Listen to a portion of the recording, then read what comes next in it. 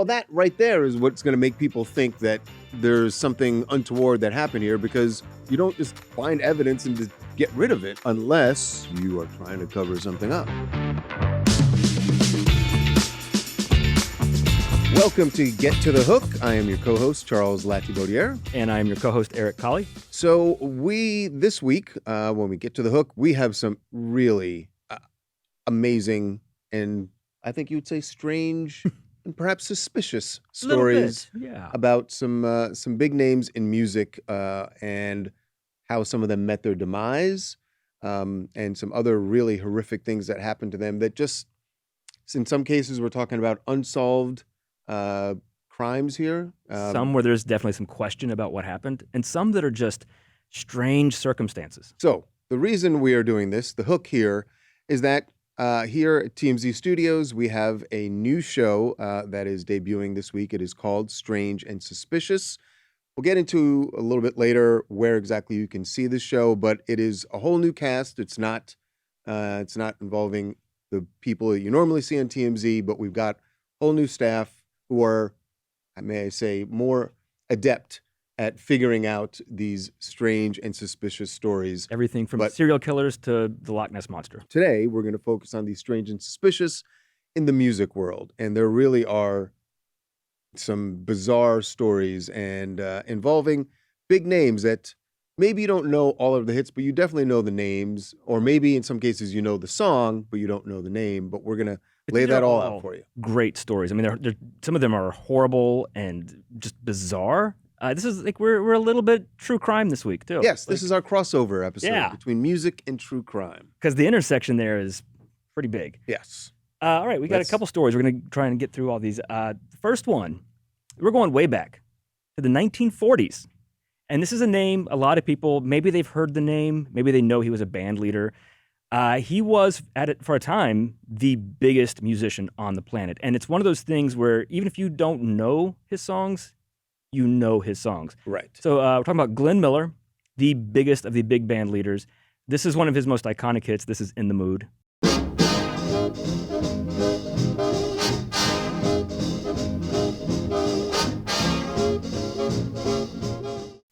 That song still swings. That definitely swings. And I actually meant to look it up, but I would imagine it's been sampled at some point. It has. I remember Jive Bunny and the Master Mixers sampled it back in the late 80s, early 90s for a song called Swing the Mood. I think that's when I actually discovered that Glenn Miller was a thing, when that song was. It's almost because they're instrumentals, a lot of his songs, you almost think of them as like classical music, I think. Yes. It's like, oh, it's just something old, there was no singer, but no, it was the 1940s, it was World War II.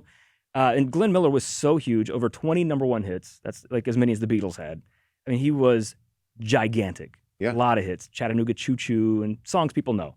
So in World War II, while he's the biggest artist on the earth, he enlists with the Army. But he was 38, married, he had eye problems. He wasn't going to be a soldier. He wasn't out on the front lines. He was not going to be doing combat. Right. But he was doing something very important for the troops. He had, it was Major Glenn Miller's Army Air Forces Orchestra, and he went around, he was in Britain, in the U.S., performed for the troops, but he was officially an enlisted man. Yeah. And his income, he was making $20,000 a week before he enlisted, which is the equivalent of about $330,000 a week now. So dude was pulling in over $1 million a month. Big money, but then went to the Army. Right. So he was in the UK. And this is so weird. You know, we know there's a lot of famous plane crashes with musicians. Aaliyah, Jim Croce, Leonard Skinner, Patsy Cline, so many famous plane crashes. People forget Glenn Miller was kind of the first of those. Yeah. But his body was never recovered. So, December 1944, he's in the UK. He has orders to go over to France, to take the band over to France. So in mid-December, he's supposed to go, but the weather's really bad, so the flight gets canceled. They reschedule it for the next day. The flight gets canceled again. The next day, the flight's not scheduled, and he's getting impatient. He's like, I got to get to France. So he knows this lieutenant colonel who has a plane for just him, for Glenn Miller, the colonel, and the pilot. Just the three of them. Not for the whole band. No. The band was going over a different day, but Glenn had to get there first and set everything up, make sure everything was right, because he was the head of the band. Right. So he decides to hop on this little small plane with just these three guys, doesn't tell anybody. The military doesn't know about this. It's an unauthorized flight for him to be on. Oh, man. It takes off about a little bit before 2 o'clock in the afternoon on December 15th, 44, and is never seen or heard from ever again. No wreckage is found. No bodies are ever recovered. He's just gone. Bound from England to Just Paris. crossing the English Channel. He's flying over the English Channel, which is not a super long flight. Never ever seen again. A year later, in December 45, the military officially declares him deceased. So the findings the military has, this is the official thing, is that it's a combination of human error, mechanical failure, and weather. Which, of course, it's going to be one of those things. Right. Like, So kind of covering all your bases. we're just going to throw it all in there and say it was one of these. I mean, how can they say if they never found the wreckage, never found any bodies, so they can't really give you a cause. Which is why it's strange and suspicious. Very And there strange are and theories. suspicious. The theory that most people believe is that the engine iced over because it was December. The other flights had already been delayed because of bad weather. So it's most likely Iced over, went down in the channel somewhere. yeah, and just was somehow never found. But there are other theories that there was bomb testing going on that day, that British planes were dropping bombs over the channel just to test for raids and things. Was his plane hit by friendly fire? Because they don't want to tell people, oops, we accidentally killed Glenn Miller. And this was an unauthorized flight. Right. They didn't even know about it, that he was gone until like 2 or 3 days later. They're like, where's Glenn Miller? So if his flight happened to go over at the same time that this testing was going on, and because nobody knew it was going to be there, the really sad part of this is that the whole band makes it to Paris on a transport, on a military transport plane, and they make it all over there safely, but their leader never ever seen. They put on a show on December 26th without him. Wow. Because he was the band leader. They still could perform. He wasn't like the singer or anything. The other really interesting theory, this has been sort of debunked, but that Glenn Miller was actually a spy for the U.S. Army and was on orders from General Eisenhower to take military secrets to France, was intercepted by the Nazis in France, and they tortured him and killed him. And then there are several U.S. troops who swear they saw his body dumped outside of a Parisian brothel. It's what they claim. Okay, all right. Probably not true, that one. Probably iced over. But it is weird. I mean, imagine the biggest pop stars in the world right now just disappearing. And not just dying in a plane crash. And there's no explanation for it. No explanation. Body never recovered. They're just gone. Right. That is the perfect formula, perfect recipe for conspiracy theories. Right. Right. So that it probably was ice on the plane. This next one, absolutely, this is weird. Bobby Fuller had a hit in 1966. Everybody knows this song. This is I Fought the Law. I fought the law and the law won. I fought the law and the law won. That song's been covered by The Clash, famously, Bruce Springsteen, Green Day, Tom Petty. And it was a cover when Bobby Fuller did it, but his is the most famous version of the song. The song hits the top 10 in March of 1966. 4 months later, 23-year-old Bobby Fuller is dead. He is found in his car holding a plastic hose connected to a gas can, and it's ruled a suicide. No, it was not a suicide. Because first of all, the biggest thing in this is that he was found in his mother's blue Oldsmobile in the front of his apartment building. Okay. She hadn't heard from him the night before. She was worried. She comes by the house to check on him. He's not there. The car's not there. Half an hour later, she comes by again. The car is there, and he's dead inside. But he had advanced rigor mortis.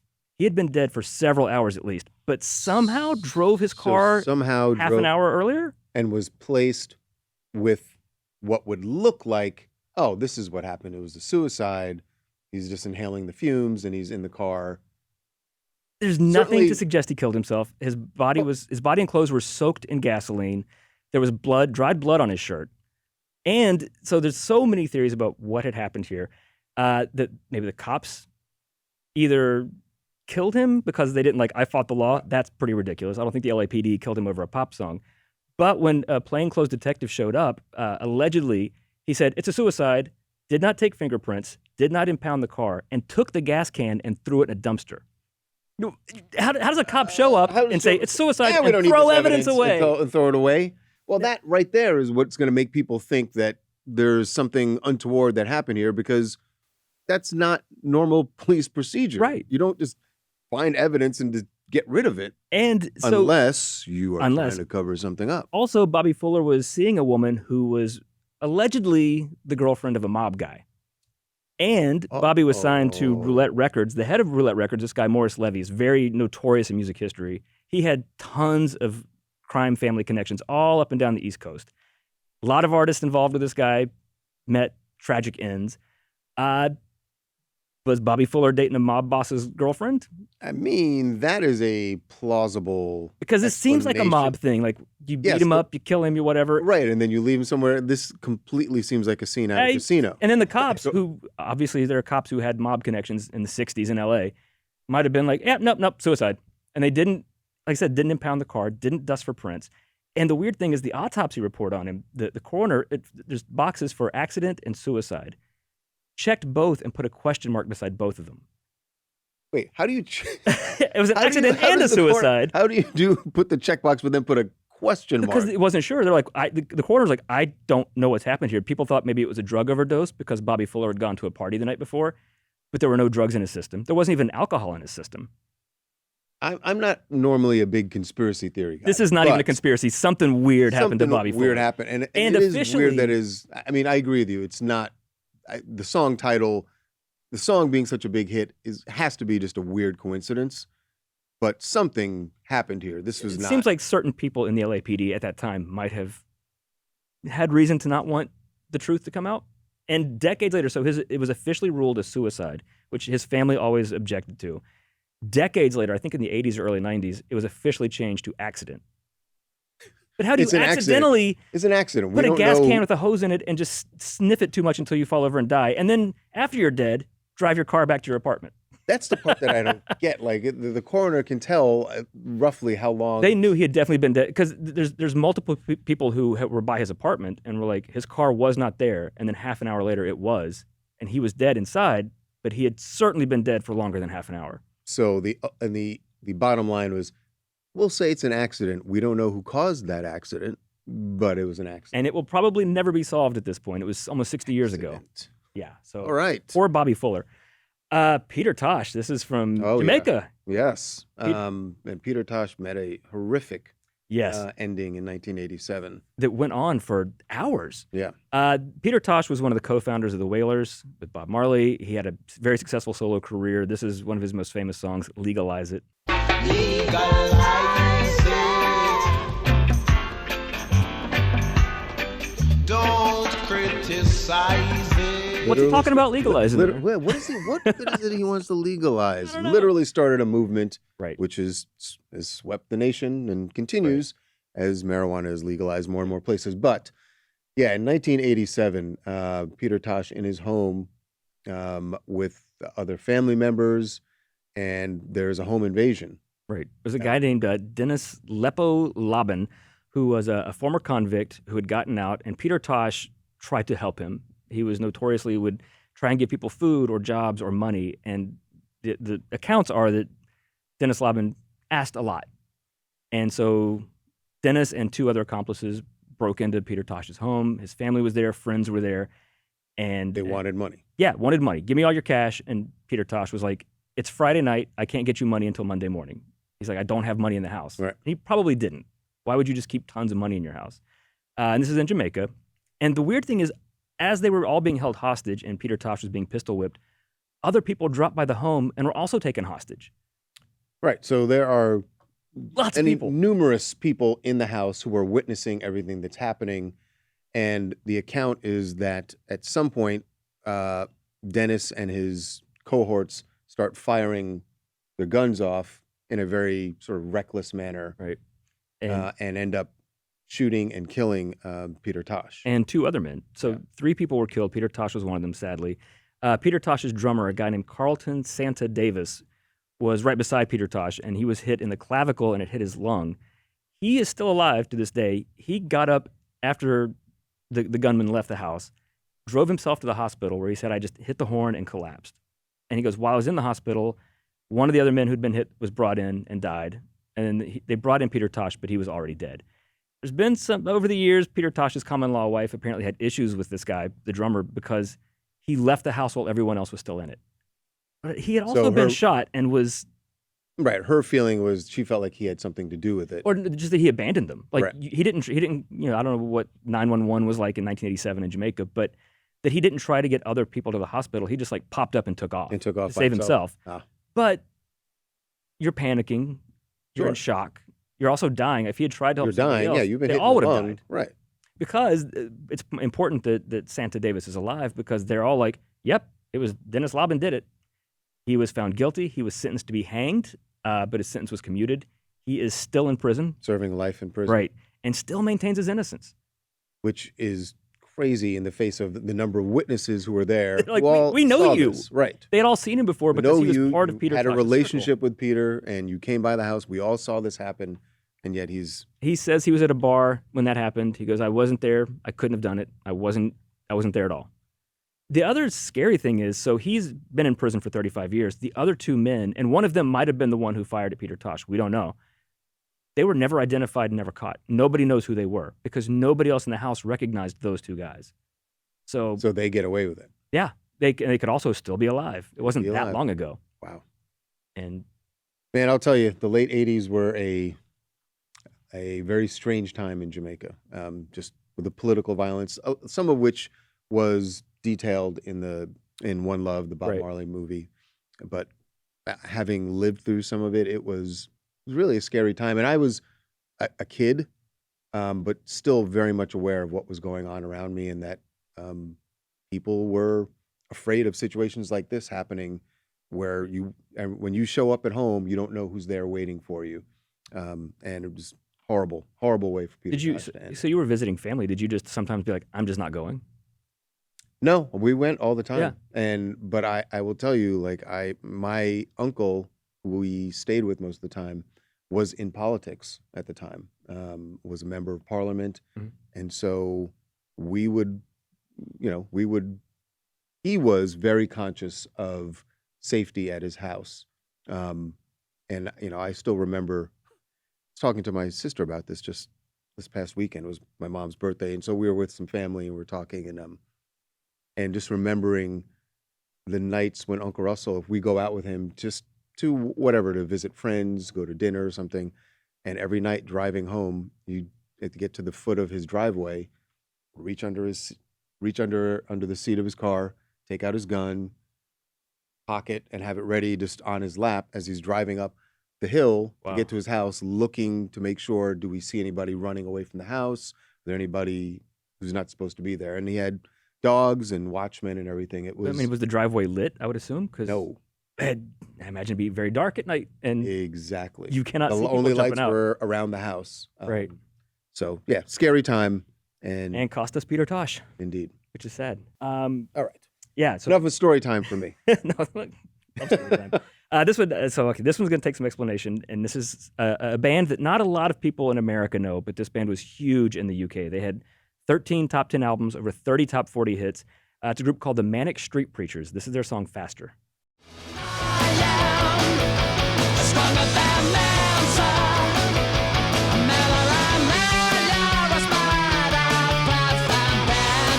So they were part of that big, the Britpop scene of the 90s with like Oasis and Blur and all that kind of stuff. And they got bigger after the bizarre disappearance of one of their original members, the lyricist for the band and rhythm guitarist, a guy named Richie Edwards. This is a weird story. All right. So he was somebody who was very open about his issues. He had mental health issues. He was an alcoholic. He was anorexic, and he cut himself.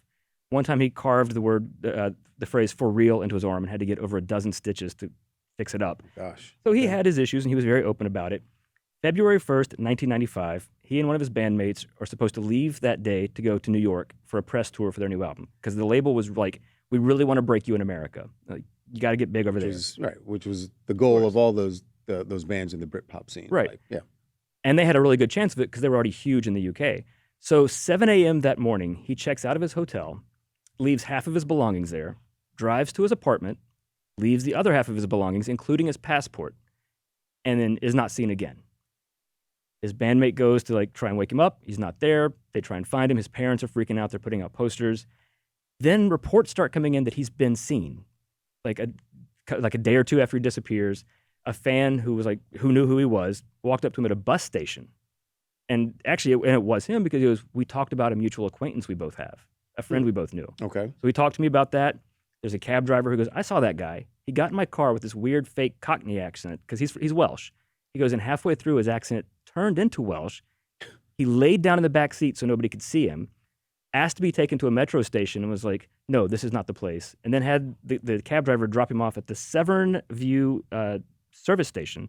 The Severn Bridge in this town is a huge bridge that's well known for people to commit suicide from. Okay. So the cabbie drops him off there. He gives the cabbie $68 in cash, is never seen ever again. 2 weeks later, his car gets a ticket at the Severn station. Okay. A couple days after that, cops come and like, oh, there's this abandoned car here. They find out it's his car. The battery's dead. Someone's clearly been living in the car for an extended period of time.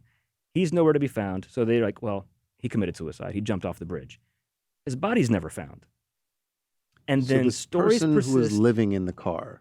Was probably him because we know he was seen. And here's where things get kind of weirder. For a little over 2 weeks before he disappeared, he had been withdrawing 200 pounds from his bank account every day for a total of almost 3,000 pounds, which is about $3,000. Yeah. Why was he taking all this cash out? And then he the night before he disappears, he gave a friend a copy of a book called Novel with Cocaine. I'd never heard of it, but he told her specifically, make sure you read the introduction. And the introduction is the author detailing how he was in an insane asylum and then vanished, like just got out and disappeared. And he was never seen again. Okay. But there have been sightings of him. People swear they saw him in New York, in India. There were so many sightings of him in the Canary Islands. Like years later, his family actually flew there to look for him and couldn't find him. They never declared him legally dead until 2008, so 13 years after he died. They did declare him legally dead? I mean, They had to. They didn't. Is presumed dead because Right. they couldn't handle all of his affairs. So but it took them 13 years to get around to saying, okay, he's not coming back. The band, for a long time, left a microphone on stage for him. And then eventually, with the family's blessing, they carried on and became much more successful in the UK. They had a lot of big hits there. But for at least a decade after he disappeared, they deposited a quarter of their royalties into his account in case he ever came back to get it. I mean, Richie Edwards is alive somewhere. It's would- very suspicious. I mean, probably he committed s- suicide. But, and this is the last But thing on this. if he had died by suicide on the bridge, presumably, right? They might not have found him because apparently there's water under it. And they said the currents are very strong. And because it's a popular suicide spot, not everybody is recovered. So it's possible. But late 94, a few months before he disappears in February of 95, he did an interview. And because of his cutting and all of his issues, he was asked about suicide. And he said, that does not enter my mind. And it never has done in terms of an attempt because I am stronger than that. I might be a weak person, but I can take pain. So he specifically said, I would never commit suicide. No, but that doesn't. No, that doesn't mean someone anything. Dealing with mental health issues, they can say it on But to one be day. so open about his mental health issues and be like, yes, I have this issue, this, I've never wanted to kill myself. And then to leave the book for the friend about somebody who vanished after getting out of an asylum. That to me shows that he was at least thinking about the possibility of doing that. Now, whether or not he did, who knows? But maybe he did. But he tells the friend, make sure you read the introduction. There was specific instructions. And even if he had decided, I'm going to go jump off this bridge, for days, if these other sightings are true, and they probably are, he was around. He was using cash to take cabs and living in his car. Why would you wait? Why would you disappear, then wait a few days, and then go jump off a bridge? How was he getting the money out? He just withdrew it from an ATM. I guess, that's right, this is 95. Because remember, there was 95, I guess, yeah. And there was a limit on how much you could withdraw per day, so he was just taking a little bit every day for a few $1,000s. Strange and suspicious. Whatever happened to him, still alive? I don't know. I quickly want to mention these, just two that are odd. Suicides that are officially ruled suicides, but there are some weird circumstances. And there are bodies here. Paul Williams, one of the founders of the Temptations, one of the most iconic, legendary groups of all time. He's the guy who invented the choreography for the group. So all the little hand rolls and the little dips and stuff, he did that. 1973, his body is found in his car in an alleyway. He has shot himself in the head. But, one, he's only wearing swim trunks. Why would you drive around in swim trunks? I mean, what time of year was this? I don't know what time of year it was. In Detroit. No, I don't know if it's in Detroit either. So that doesn't mean anything. It's just odd. But the gun was found either in his right hand or right beside his right hand. I saw some differing reports of that. But it's with his right hand, it's the gun. Side. Yeah. The bullet went into his left temple. Why would you shoot yourself on the left side if the gun's in your right hand and you're sitting in a car? That's really awkward. That doesn't make sense. And there's no way the gun ends up. Yeah, how do you do that? And then how do you did it here? How does the gun end up over here? And the gun had been fired twice. Police ballistics did determine the gun had been fired twice, I guess, that evening, but obviously only the one bullet that killed him was there. I can't do the eye weird. roll hard enough to be like, come on now. Come on now. It's suspicious.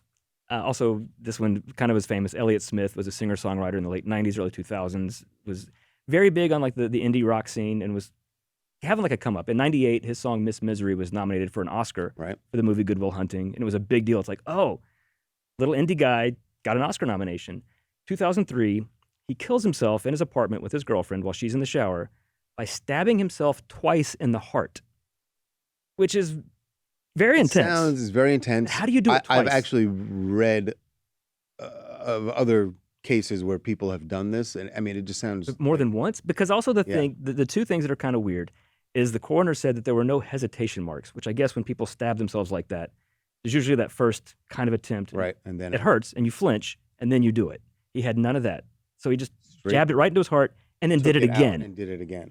And this is the weirdest part: he had defensive wounds on his hands, like he was trying to block somebody from attacking him.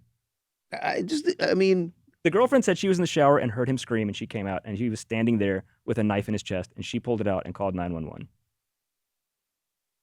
No fingerprints on the. Well, I guess it would have been. Well, it would have been ruined, because she pulled right. it out. She acknowledged that, so her fingerprints would have been on the knife anyway. But chock full for Yeah. true crime aficionados. all right, we got two more. All right. This one, I'm going to give people a trigger warning on this one. This is about Connie Francis. Yeah. This is a sexual assault case. If you don't want to listen to this, do not listen to this one. And I'm not going to be graphic with it or anything, but it's a dark story. And by the way, And first of all, Francis, Connie Francis is still alive. She's in Right. her late 80s now.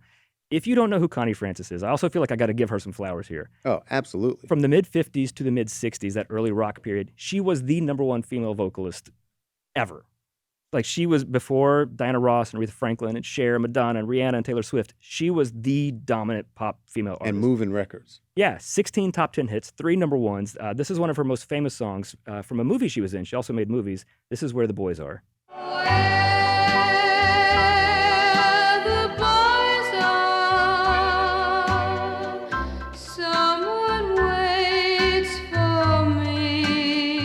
So That's Adele, Lady yeah, Gaga.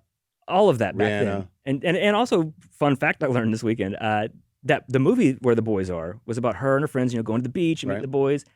That's what sparked college students to start going on spring break. I saw the movie and then decided, hey, that looks like fun. Let's yeah, do that. it popularized the concept of spring break in high school and college. So in a very real way, Connie Francis has brought joy to A lot of joy to people. millions and millions of people, and also deep concern for millions and millions of parents That's right. and That's right. civic leaders. But we This- digress. This story gets very sad. Yeah.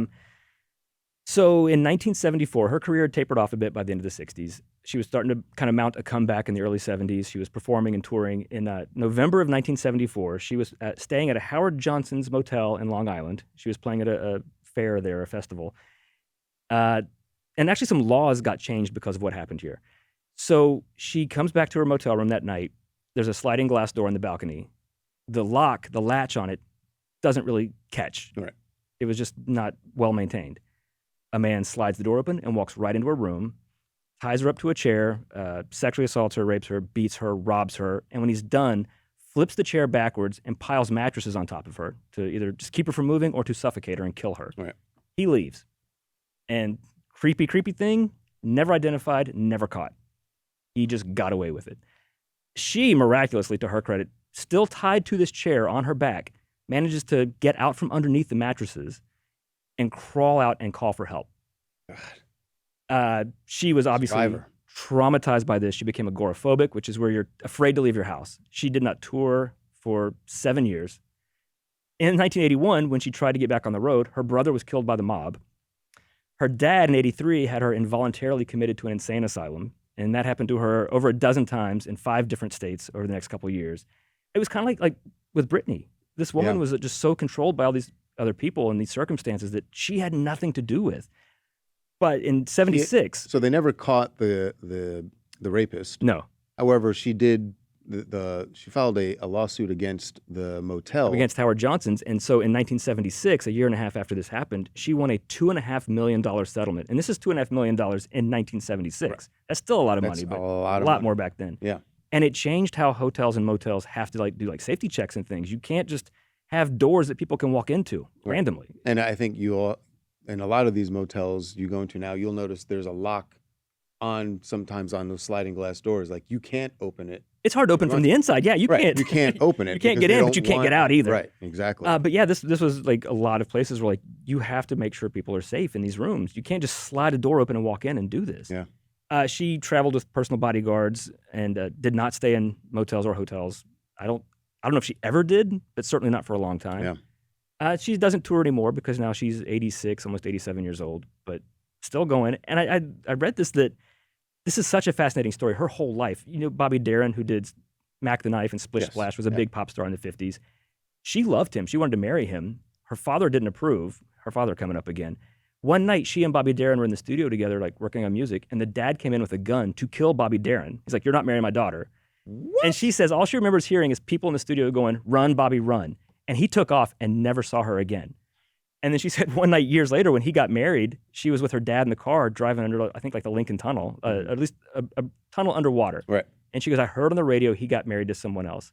And in that moment, I fantasizing that the water would come rushing in and swallow my car and swallow me, and most of all, swallow my dad.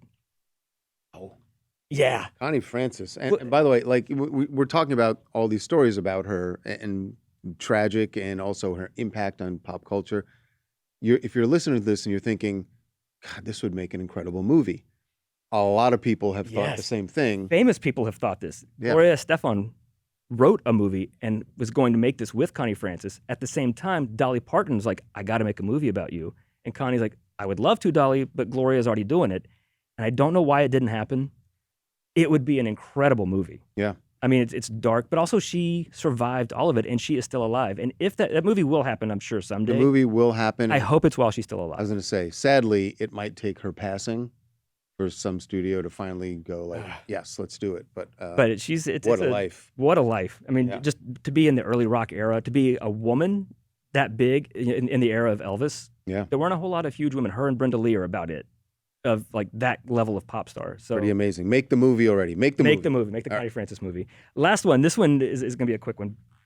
This is just a weird twist of irony here. Again, yes, where you have a title that, just like with I Fought the Law, where you think it must have something to do with this. This one is definitely a coincidence, but wow. Yeah. What a coincidence. So there was a one-hit wonder, 1966. It was a group called Bob Kuban and the End Men, IN-MEN. This was their song called "The Cheater."